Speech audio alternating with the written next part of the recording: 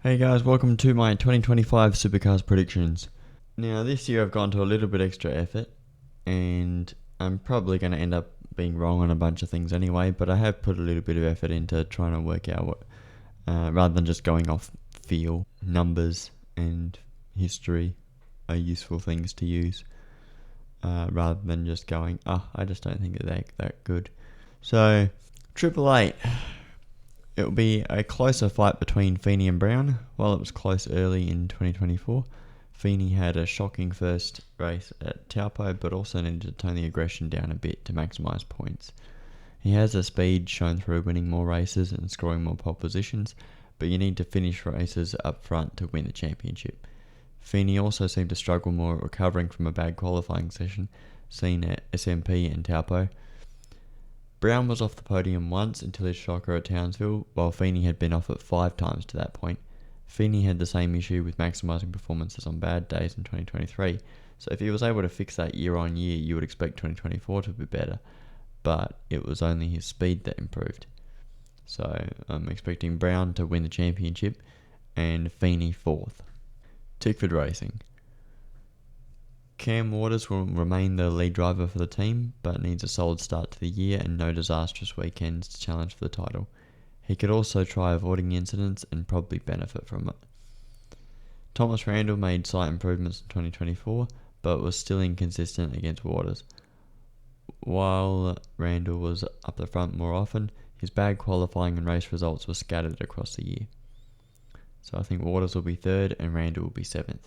Both drivers need to avoid Biffo, and if the team could have a clean start to the year, then they will be a strong chance at a better finish. Chaz Mostert's title challenge fell apart in 3 races.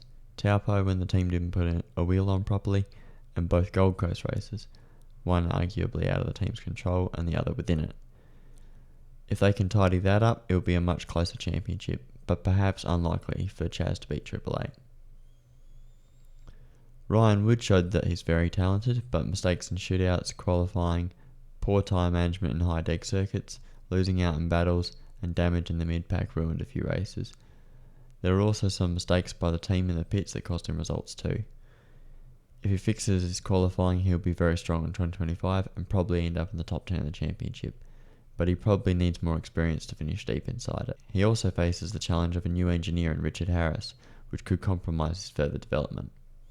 So I think Mostert will be 2nd in the championship and Ryan Wood will be 10th. WAU seem to have found a strong second driver and built a fast car in 2024, so all they have to do is put the pieces together to build a championship. It's possible, so maybe we shouldn't doubt it. Dick Johnson Racing. Brody Kostecki is arguably the best driver in the field, having excelled in difficult circumstances and been the shining light against all teammates and in cars that weren't competitive earlier in the year. But will this convert in a new team with a manufacturer that had complained about disparity in Gen 3? Will Davison is one of the oldest drivers in the field, but also one of the most consistent.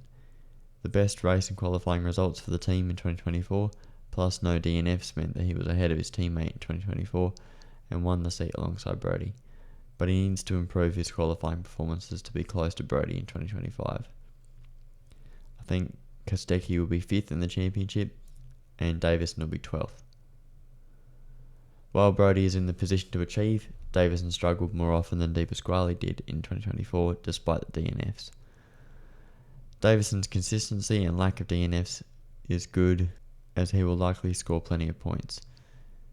DJR's big investment in star engineers, new chassis builder and star drivers is one not lost in motorsport.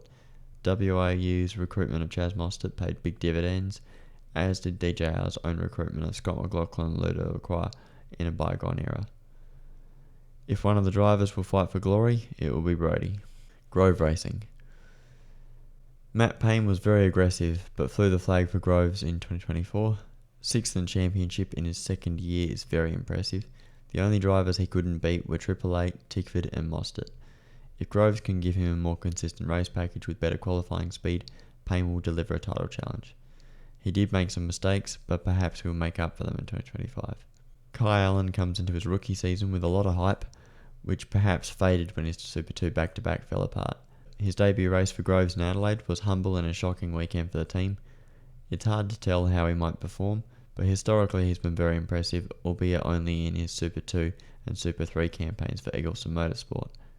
His main game exploits have been less than stellar, but perhaps in the wildcard it was due to parity and subpar staffing, whereas in 2024, with Davison, it was because the team weren't doing well anyway. Maybe in a good team like Groves he will do well. He hasn't shown to be a bad driver, rarely prone to biffo, and doing a respectable job in qualifying. So I think Payne will be 6th, and Allen will be 21st. Groves are ambitious and calculating. While it seemed that their cars took a backward step in 2024, they have the star power to fight for more in 2025. Payne could beat Randall, but I'm less confident that he could beat Waters. Erebus Motorsport. Jack LeBrock scored 1 pole position and several top 10s, but was outside of the top 10 in the championship. Missing the last 2 races of the year didn't help either. Having a teammate like Brody perhaps made him look worse, but Jack knows that he needs to improve in 2025. The question is whether Erebus will have cars good enough for wins, and whether being without Brody means they'll be without wins. Jack didn't score a podium, while Brody was on 3 times despite missing 2 rounds. Cooper Murray was very impressive in his Super Cheap wildcards in 2024, and similarly impressive in his substitutions for Jack in Adelaide. If the car is as good as it was there, Cooper could be in for several top 10 qualifying and race results, but it could be a big ask for a rookie. He was also a magnet for biffo, with an incident in almost every race he participated in. Still, he clearly had the qualifying and race pace for better results. So I think that Jack will be 14th and Cooper will be 20th. Erebus are not to be doubted, as many difficult times have shown, but Jack LeBrock has a lot of work to do to improve, otherwise his rookie teammate could potentially beat him. Matt Stone Racing. The third best Chev team shone brightly on occasion in 2024, with Nick Percat its brightest light. A strong start to the campaign, ruffled by some shocking rounds, with lack of pace or silly mistakes by the team, made for a slightly disappointing year in 2024.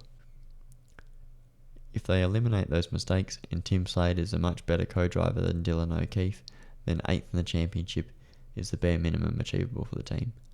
Cameron Hill improved a lot in 2024. While his qualifying left a bit to be desired, his race pace featured many occasions of him carving his way through the field. If he improves qualifying and continues that strong race pace, he could match Percat in 2025. So I think Percat will be 8th and Cameron Hill 15th in the championship. MSR are a team that is well run, with no issues in the pits, and 2 well-built cars capable of good results. The only issues in 2024 were driver-related or simple lack of performance. Percat may be less likely to change his ways at this point in his career, but Hill is only getting better. Premier Racing. Jimmy Golding broke through for a maiden pole position and maiden podium with Dave Russell in the Sandown 500, but some weekends they went nowhere. The opener at Bathurst, Albert Park, Perth, Gold Coast and Adelaide were weekends to improve on in 2025. But without the engineer that helped achieve those breakthroughs, will that compromise the first few rounds? Perhaps not, as they have Simon Hodge, who was with Jimmy in 2023.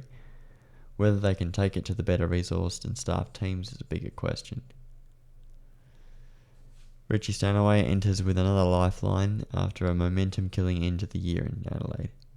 A difficult mid-year with Groves, regularly beaten by his young teammate, with a team error forcing him to intensely fuel save in the Bathurst 1000 after an incredible shootout lap. Some people have written him off, but now with a fresh opportunity that is arguably more respectful than what he received at Groves, but perhaps less beneficial, Richie enters against a similarly experienced teammate in Jimmy, who he was paired with before. Richie could be very impressive against Jimmy. So I think Golding will be 9th in the championship and Stanaway 13th. Premier have promised great things from the amount of work that they are putting in behind the scenes, with Stanaway's preparations and the team working on ironing out the kinks in a very up and down 2024. The team's mid-pack rivals in MSR may have an edge in a better run team and a more experienced driver capable of race wins. Brad Jones Racing. Andre qualified well in 2024, but the car struggled with race pace for most of the year. 4 successive top 10s saw him scrape into the top 10 of the championship, but it's hard to say if 2025 will be any better.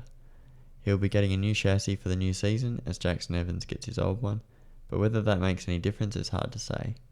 He has demonstrated strong qualifying and racing ability, but it is possible for 2025 to be worse. Bryce broke through for his first podium with BJR, but it was a moment of delight for a very disappointing campaign. While he qualified decently and flew the flag for the team at times, he often fell backwards in the races and didn't improve at the end of the year when the team said that they'd worked out their issues. Perhaps Bryce did improve, so it is hard to tell whether 2025 will be an improvement. I think Heimgartner will be 11th in the championship and Fullwood 18th.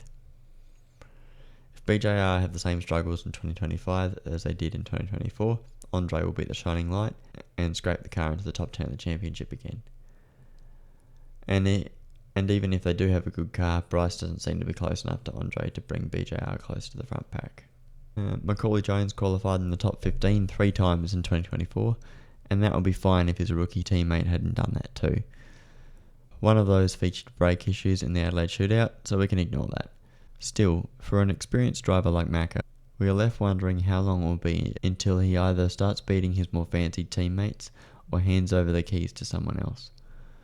Despite this competition in qualifying, Macca did beat Jackson on race pace consistently at the end of the year. Jackson Evans' rookie year was impressive despite the struggles of the team, storming drives through the field at Taupo and Darwin, and flashes of speed that could have been incredible qualifying results if he could get the lap right, suggests that Jackson could make a stronger impression in 2025, especially if that speed happened more often. Still, he needs to improve his tyre management. So I think Macca Jones will be 24th in the championship and Evans 22nd. The third and fourth BJR cars don't seem to have the speed of the first two cars, and while Jones has his moments, it's Evans who seems most likely to improve in 2025. Team 18. Anton De Pasquale is one of the fastest drivers in the field. He consistently qualified in the top 10 for most of the year in 2024, won the Jason Richards Trophy at Taupo, but she had a few too many points to be retained at DJR. Still, he makes up for where the man he replaces was weakest. If Team 18 are as good as they were last year, which ended up being one of their worst for many years, they could have the car speed to beat a lot of the midfield in 2024. But whether Anton is their lead man depends on how he can avoid bleeding too many positions after a stellar qualifying session. David Reynolds was impressive on occasion, and while it might seem like he beat Frosty convincingly, it was suspiciously after Frosty's departure was confirmed that the results started swinging David's way more often. While he was strong on his usual tracks like Darwin and Gold Coast, he failed to capitalise on a third place qualifying like Frosty did and ended up trophyless in 2024. But maybe that was out of his hands, and he had the speed to bring home a trophy. Still, it is likely that David will be the point scorer while Anton will be the qualifying wizard. I think that Reynolds will be 16th in the championship and De Pasquale 17th. Team 18 struggled to develop beyond the mid-pack, and no matter who drives the car, they are unable to drag themselves up front regularly. Erebus will build a better car and run a better team, while Reynolds and De Pasquale will demonstrate their talents on a semi-regular basis so that we are reminded that they are stuck in a mid-pack team. Blanchard Racing Team. James Courtney will retire at the end of 2025, but that doesn't mean that he'll be taking it easy. BRT are entering the new season with updates on the cars, so perhaps we will see JC's flashes of speed turn into race results. He had a handful of top 10 shootout appearances and a few occasions where he had strong race pace, but most of the year he and his teammate were fighting at the back of the grid. Aaron Love has a lot of pressure on him in 2025, occasional impressive qualifying performances, and the odd race where he picked up a bunch of positions, but often he was fighting too hard in the mid-pack, getting caught up in incidents. There are also rumours that Aaron Cameron could replace him mid-season in 2025, but in general Aaron needs to avoid incidents in his sophomore season. I think Courtney will be 19th in the championship and Love will be 23rd. I think that BRT will improve in 2025 and they will at least beat the 3rd and 4th BJR cars, mainly with Courtney. He has the speed to qualify high up and the experience to race to a solid finish. So he will beat the rookies in 2025, plus his teammate and the BJR backmarkers. Aaron Love will improve, but perhaps not as much as we might hope. He will at least not finish last in the championship.